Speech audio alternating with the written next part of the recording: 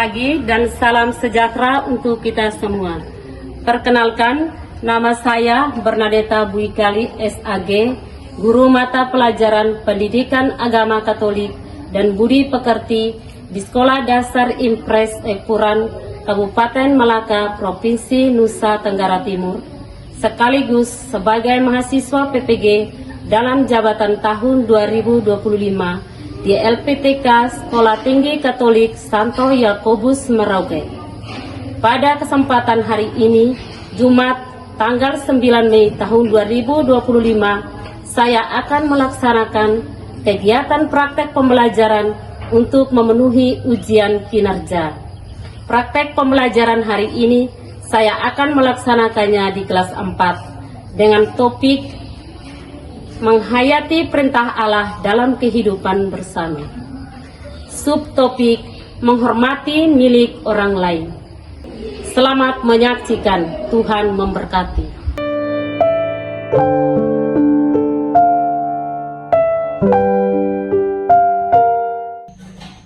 Halo anak-anak, selamat pagi semuanya. Selamat pagi, Ibu. Apa kabar? Baik. Semuanya sehat? Sehat. Terima kasih ya. Baik anak-anak, sebelum kita memulai dengan pelajaran kita hari ini, Ibu mengundang kita semua, kita berdiri mengawali kegiatan kita dengan doa yang dipimpin oleh Angel. Silakan.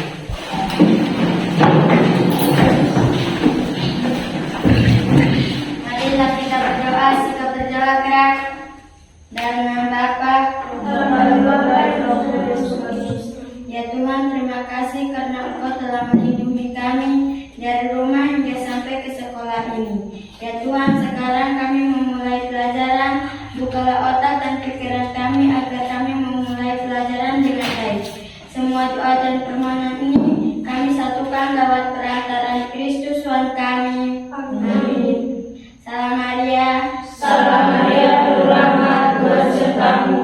Terpujilah engkau di dalam wanita dan terpujilah Tuhan Yesus. Salam Maria, berbahagia Allah kami berdosa ini, sekarang dan waktu kami. Amin. Dalam nama Bapa, Ibu Bapa dan Putra dan Roh Kudus. Amin. Terima kasih, silakan duduk.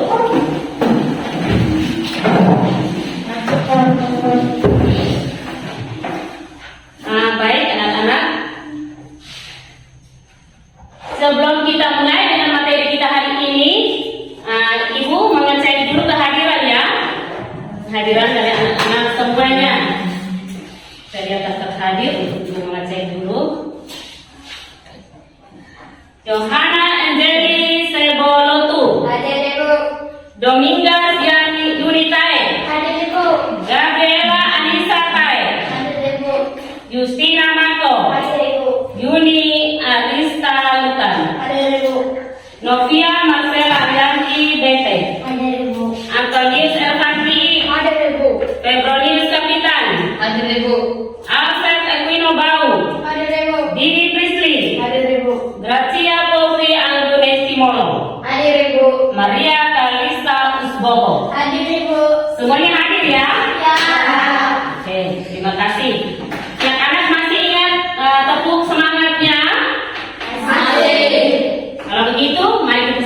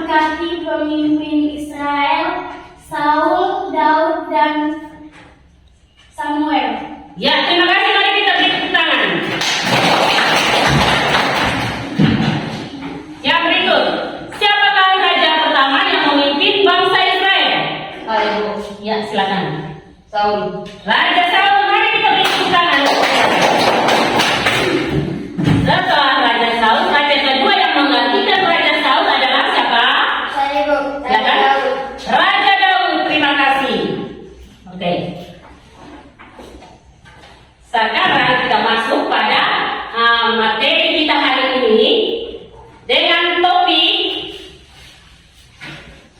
kita hari ini tentang menghayati perintah Allah dalam kehidupan bersama. Subtopiknya menghormati milik orang lain. Tujuan pembelajarannya agar peserta didik memahami 10 perintah Allah sebagai pedoman hidup sehingga memiliki sikap menghormati milik orang tua serta mewujudkannya melalui sikap dan tindakan dalam hidup sehari-hari. Jadi baik anak-anak, hari ini kita akan sama-sama membahas materi yaitu tentang menghormati milik orang lain. Milik orang lain.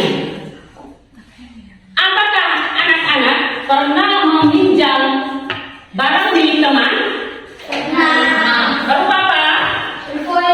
Bolpoin, yang lain, apa lagi? Buku, pensil.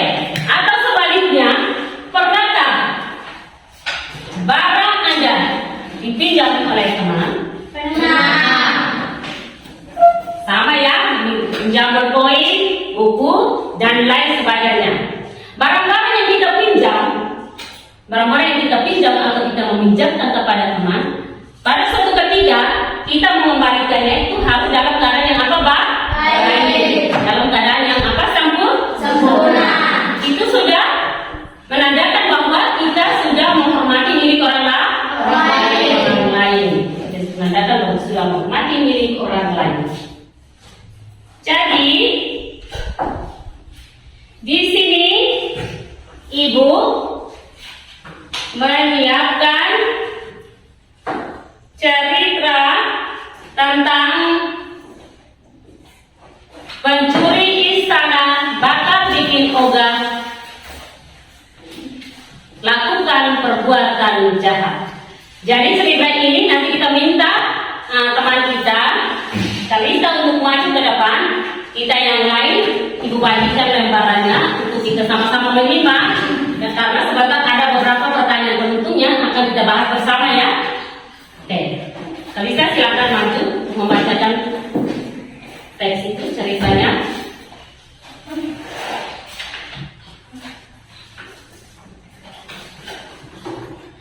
Cerita pencuri istana ini bakal bikin kamu ogah lakukan perbuatan jahat. Pada zaman dahulu kala, seorang raja ingin menikahkan putrinya dengan seorang pria yang layak. Sang raja lalu mengadakan sayembara bagi para pria yang mampu mencuri sesuatu dari dalam istananya yang dijaga ketat tanpa ketahuan oleh siapapun. Pemenangnya berhak untuk menikahi putrinya. Banyak pemuda mengikuti sayembara ini dan menunjukkan kebolehannya.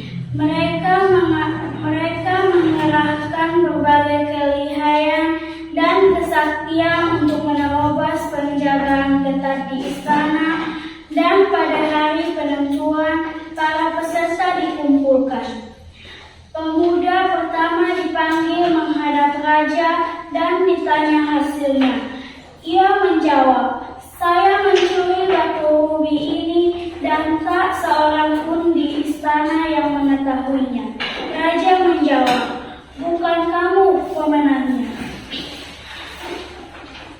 Pemuda kedua maju, "Semalam saya mengambil kereta kencana dan membawanya keluar gerbang.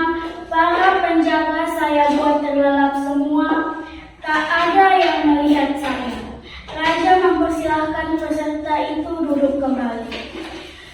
Dengan percaya diri, peserta berikut menghadap.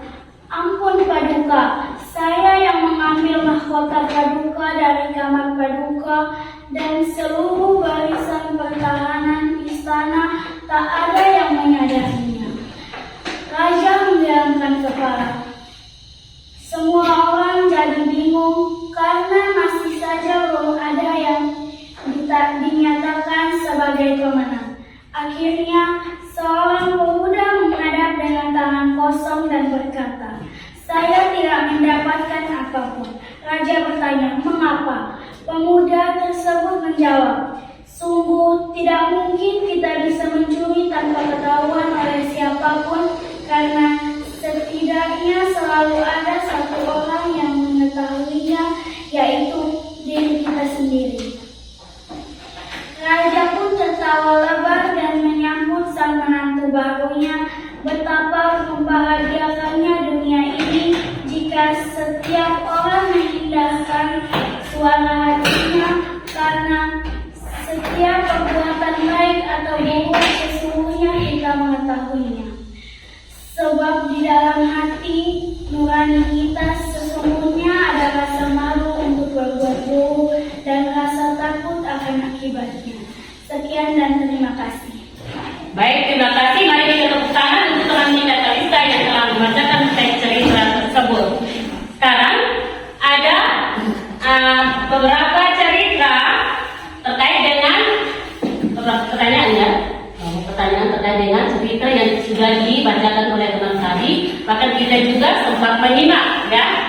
Ibu sudah bagi teksnya. Sekarang kita menjawab pertanyaan yang terkait dengan cerita tadi. Pertanyaan pertama, apa tujuan raja mengadakan sayembara menurut cerita tersebut?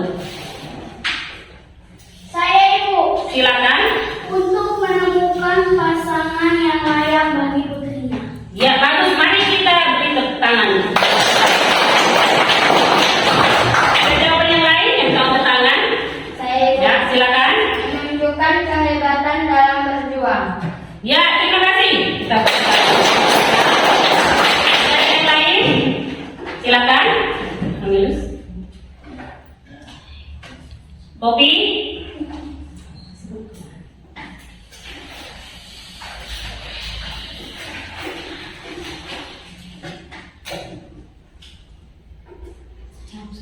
Masih ada ini. Silakan. Tidak ada lagi, kita tidak lanjut ya pertanyaan yang berikut. Kita lanjut pertanyaan berikut. Apa isi perintah raja mengenai sayembara dan diselenggarakannya? Apa isi perintah raja sayembara? Silakan yang tahu angkat tangan. Saya Ibu, Silakan. perintah raja mengenai sayembara yang diselenggarakan adalah memberikan tantangan kepada para peserta untuk meraih hadiah atau menikahi putrinya. Iya, terima kasih. Mari kita tepuk tangan. Ada jawaban yang lain? Silakan. Yang tahu angkat tangan. Ada jawaban yang lain? Silakan. Pergi. Memerintahkan para pria untuk mencuri sesuatu dari istana yang dijaga ketat atau untuk melukis tentang kedamaian. Iya, bagus. Mari kita tepuk tangan untuk kita. Ini yang baik. Dia bisa menjawab pertanyaan yang berikut. Ataukah ada masih menjawab? Silakan. Saya Ibu, Ya. sayembara akan mendapatkan hadiah atau hak istimewa seperti menikahi putrinya. Iya, terima kasih jawabannya. Sekarang pertanyaan yang berikut. Mengapa pemuda yang tidak melakukan pencurian itu yang dinyatakan sebagai pemenang sayembara? Saya Ibu, Ya, silakan Yuri. pemuda yang tidak melakukan pencurian itu yang dinyatakan sebagai pemenang sayembara karena kejujurannya. Iya, mari kita tepuk tangan teman-teman. Menjawab. Ada yang lain? Jawaban yang lain silakan. Kami Saling terbuka. saling terbuka. Terima kasih. Yang lain? Silakan. Setia menjalankan tugasnya. Setia menjalankan tugasnya. Baik, terima kasih. Kita masuk pada pertanyaan yang berikut. Apakah kamu pernah kehilangan barang kesayangan? Silakan yang tahu angkat tangan. Saya Ibu. Ya, silakan. Anjir. Nah, contohnya seperti sepatu, dompet yang berisi kalung, cincin, anting, dan lain sebagainya. Iya, terima kasih. Mari kita buka.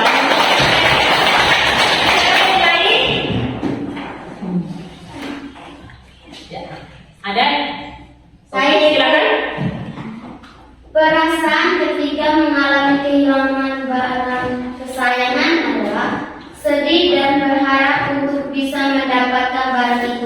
Iya, sedih dan mengharapkan barang itu kembali. Baik, nah, terima kasih. Pertanyaan yang berikut, bagaimana perasaanmu ketika mengalami kehilangan barang kesayangan?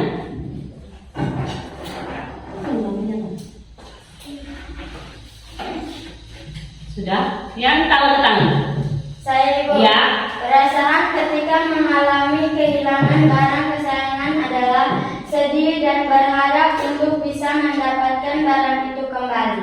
Iya, sedih dan mengharapkan supaya barang itu kembali ke tangan pemiliknya. Bagus. Masih ada yang lain jawaban? Tidak ada lagi. Oke, kita lanjut. Pertanyaan berikut. Bagaimana perasaanmu ketika barang yang kamu pinjamkan dikembalikan dalam keadaan yang rusak? Yang dalam tangan. Saya Ibu. Iya, silakan. Perasaan ketika mengalami kehilangan barang kesayangan adalah sedih dan berharap untuk bisa mendapatkan barang itu kembali. Sedih, barang itu kembali kita sedih. Ketika barang kita hilang pasti kita merasa sedih ya. Jadi baik anak-anak, perilaku mencuri atau mengambil hak milik orang lain merupakan hal yang tidak terpuji. Sepandai-pandainya orang mencuri sehingga perbuatannya tidak diketahui oleh orang lain, ia tidak layak disebut sebagai manusia atau pribadi yang baik, pribadi yang sempurna.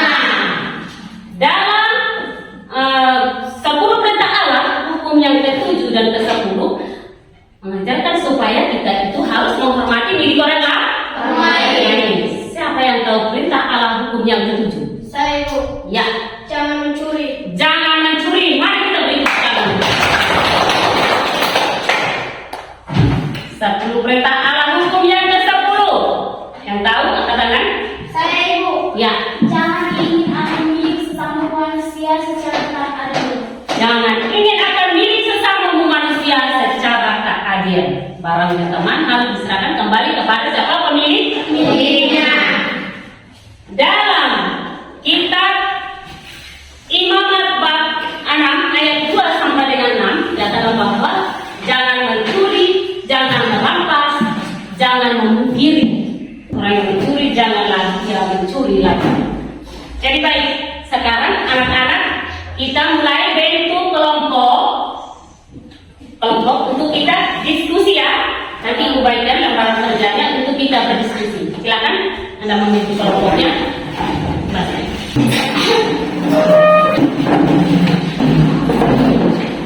Bentuk kelompok.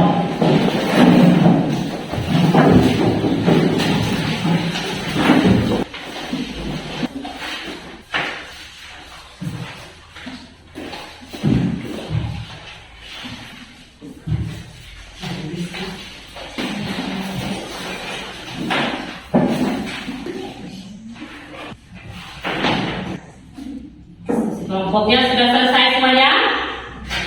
Sudah selesai? Sudah. Oke, kalau begitu sekarang anak-anak melihat supaya kita menjawab pertanyaan, beberapa pertanyaan sudah didiskusikan, sudah dikerjakan oleh anak-anak ya. Lihat pertanyaannya.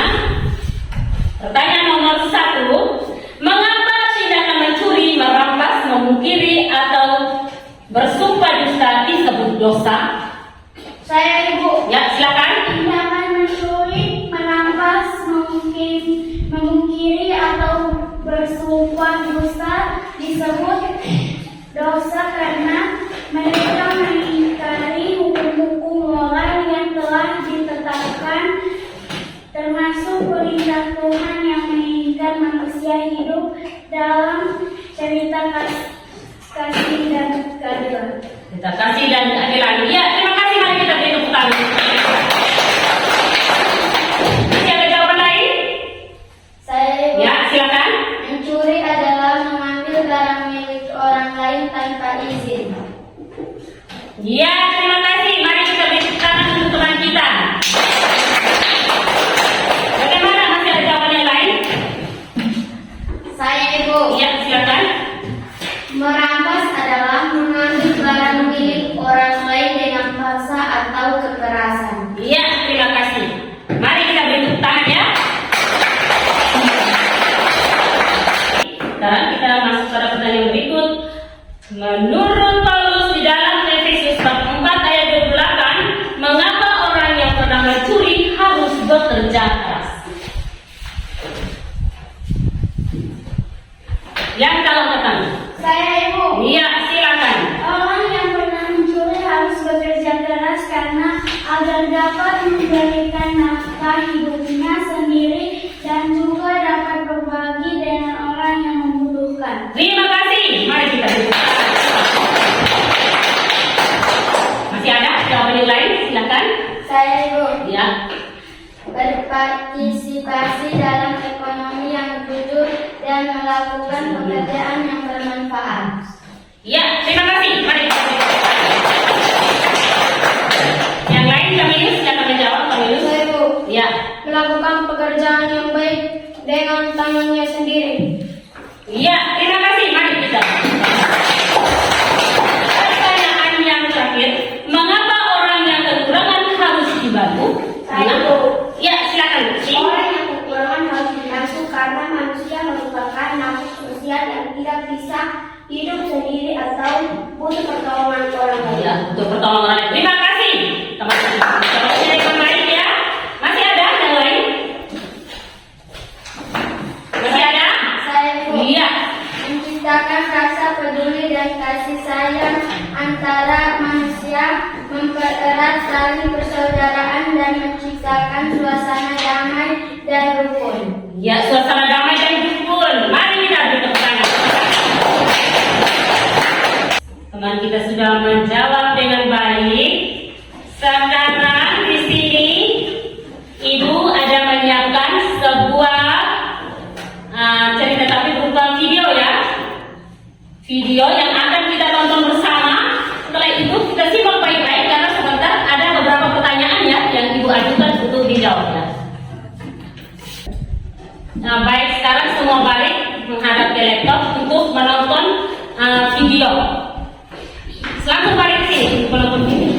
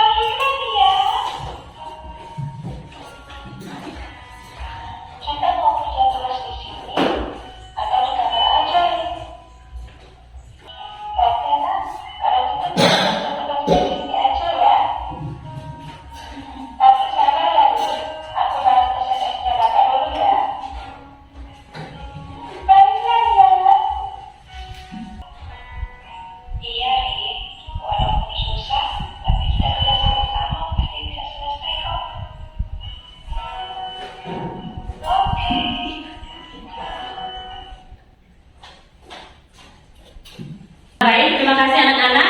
Setelah menonton video tadi, ada yang sudah menyimak ya. Video tadi itu dia menyebutkan tentang apa? Jangan mencuri.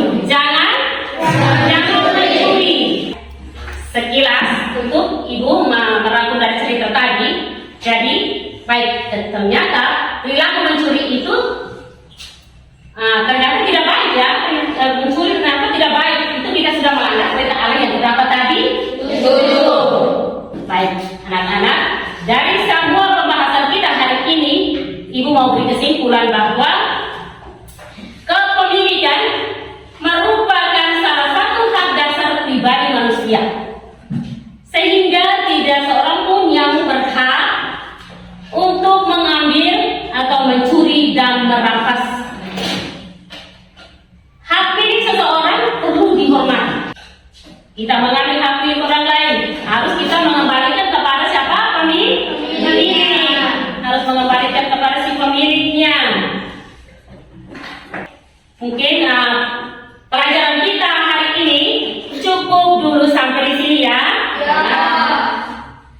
Mari sekarang kita tutup kegiatan kita pada siang hari ini dengan doa yang dipimpin oleh Kalista. Kalista, silakan.